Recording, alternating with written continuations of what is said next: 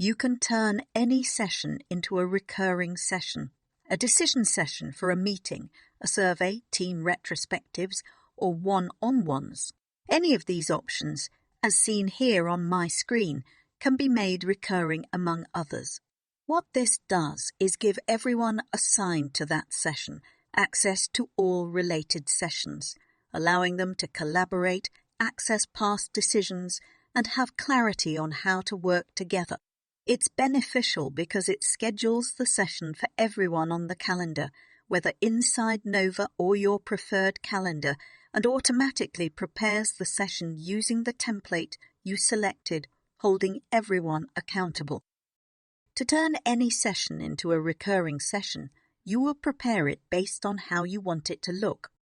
Then you can add a start and due date and assign key team members and other stakeholders.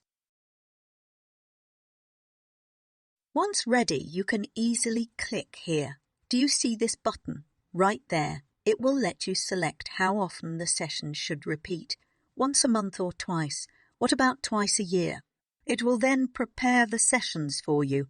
Once a session is marked completed or overdue, it will prepare the next one and you can navigate between them.